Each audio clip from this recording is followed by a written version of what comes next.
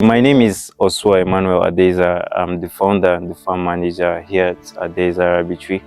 Adeiza Rabbitry was birthed out of passion for animals, and it was established for the purpose of creating a niche in rabbitry and coniculture. I had my first set in about 2016, so we've been running operations on this farm for about 10 years now. So here on the farm, what we do is we raise rabbits for meat purposes. So we give orientations, we run trainings here on this farm, and we also supply manure that comes from the rabbits, which is organic. So we supply it to green farms and local farmers around. We have a vision of impacting lives with what we're doing here in terms of empowerment and job creation. I have been keeping rabbits, not in terms of business though. When I was much younger, I think 7 years old, I think my first pair was a blunder. I kept 2 males and I thought it was a pair. So stuff like that. So I've started from an early age, but I think the foundation of this farm, what we have here, it's basically passion, and that's what led me into starting rabbits. I love animals, but I just wanted a niche with something unique, and that's rabbits. That's amazing. Yeah. Okay, how long have you been raising rabbits? I've been raising rabbits since I was a child, but business-wise, I started I think in 2016. Yeah, I registered under the Plateau Rabbit Breeders Association. Okay. Yeah, when it had its earliest schools. Yeah. So I started my journey in rabbitry and coniculture at 2016 there. Okay. Yeah. That's amazing. What do you love most about rabbit farming? Rabbit farming is versatile, and it has it's dynamic. Let me put it that way. You don't have one major stream. Aside profits and commerce, you also, it's therapy, having to just come out and look at them, see the kids suck, and look at how they feed, how they mate, all of those. Yeah, it's therapeutic, and in terms of business, a good source of money, as long as you apply some patience and wisdom to it. Yeah. All right, that's good.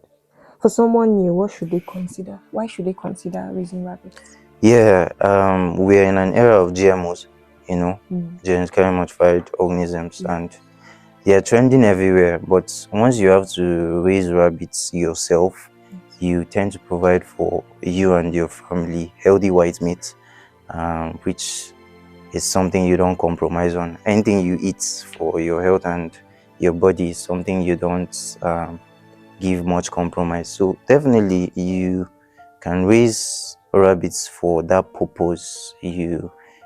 It's an encourager, let me just put it that way. And then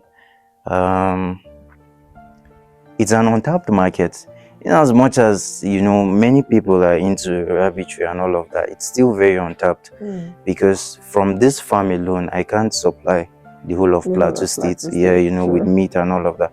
So for something like that, when you compare to poultry and other livestock, it's very much untapped. So why not, as long as you have the passion and interest?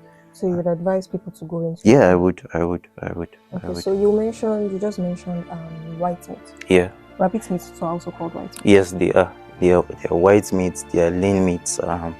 They have very low levels of cholesterol. So for persons wanting to keep their body in check, for what they eat, and those also suffering from certain diseases, it's advisable they eat rabbit meat to check cholesterol levels and to keep themselves fit.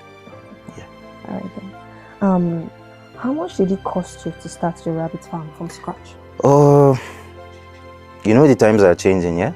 So you can't compare revenues of back then with now. But as at then, it wasn't much. My first hutches weren't this way. I think they were planked up, not having these perforations of the galvanized mesh. So it was much cheaper as at 2016, 50K could give you, a very good hutch and all of that. But for this setup, maybe 150, 160 thereabouts would give you a 6-unit hutch system. So stuff like that. So 50K as at then, 160 as at now. 160. Yeah, about 200% increase. Yeah? Okay. Yeah. All right then. So what are the essential things a beginner must invest in first? I always hit emphasis on knowledge. Yeah, it can never be, overemphasized. You feel where you don't know. Yeah, so in as much as experiential knowledge is very key, you also need theoretical knowledge. Read, enhance yourself with materials, many publications, and also importantly, start small. Don't have the high fever of wanting to make it big, and then you start with an explosive number. Rabbits are very prolific, and due to that nature, you can have severe losses if you don't know the nitty-gritties of the business, such as that. So it's always advisable you get knowledge, you start small, and then have a mentor. It's very important. Some of those books you can't really call the people that have written them, and even if you write mails, they don't respond as immediate as you would want. But having a mentor around gives you that easy access to always ask when you're confused or you're not knowledgeable about something. So you need knowledge, that's one.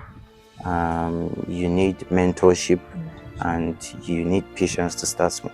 Yeah. All right, Carl. Can someone start rabbit farming with a small budget? And how much minimum? Yes, it depends on what you're keeping.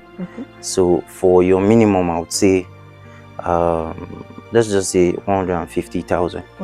Yes, 150K would give you a good setup for a few numbers of rabbits. And as I said, depending on what you're keeping for, if you're keeping for meat, you could use deep litter systems where you just keep them and they roam about.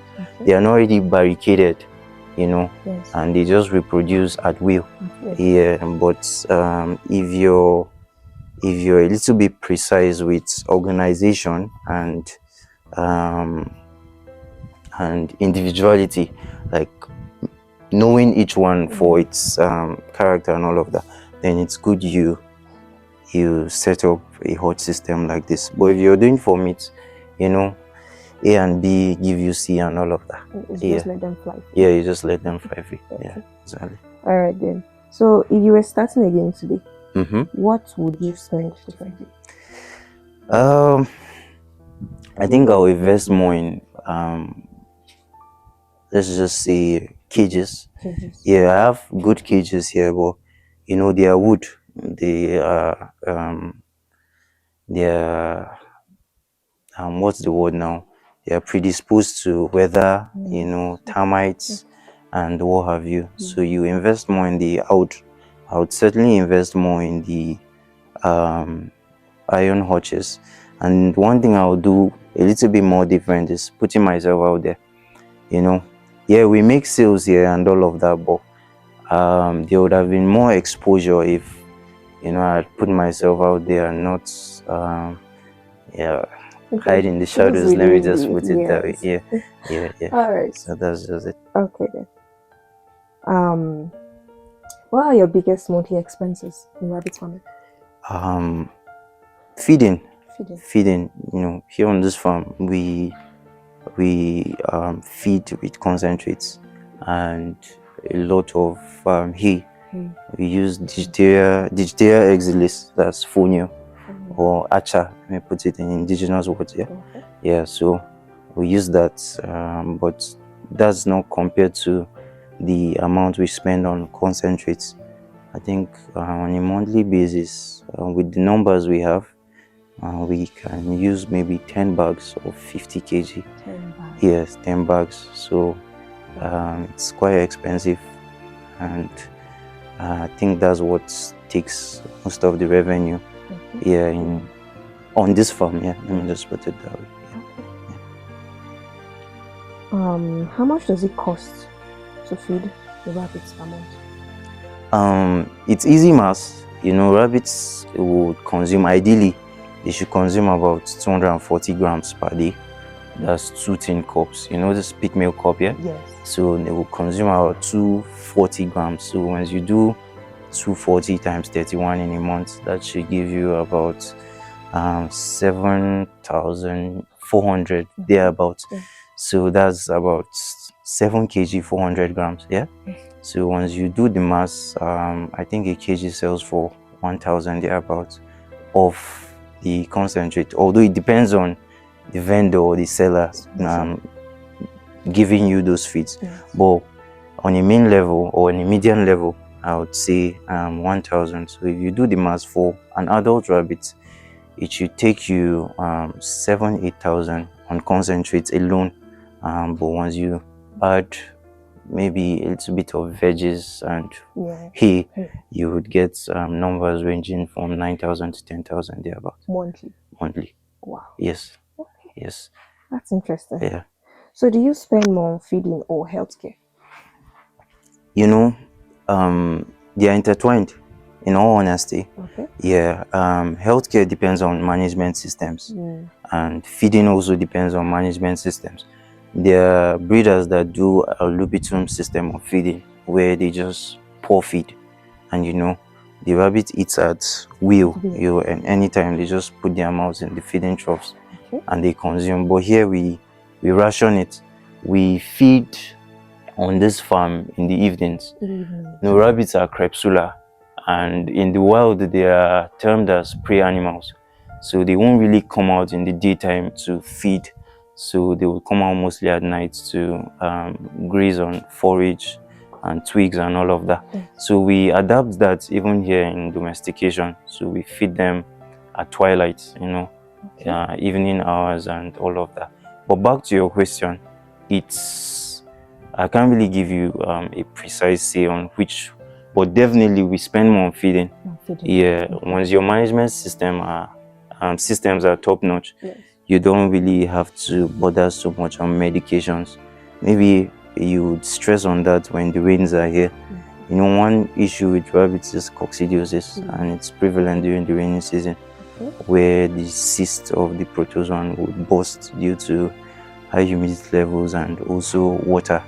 Yeah, so you get to struggle with cocci during the rainy seasons, and then you have respiratory issues during the dry seasons. Yeah, so that's just it. All right. Yeah. So how do you reduce costs without affecting rabbit health? There are no compromises in rabbitry. Once you compromise, your results are also being compromised. But one thing you do is to avoid cost is you can be specific on what you feed. Once you're specific on your feeding, it gives you a range of assurance that your rabbits are getting this at any time. But if you want to cut costs, and today you're giving cabbages, tomorrow you're giving, most people actually think cutting costs is by substitution with greens like cabbages and lettuces, but it's actually detrimental.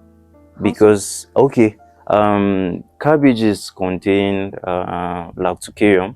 It's a milkish chemical contained in cabbage, and it induces enteritis.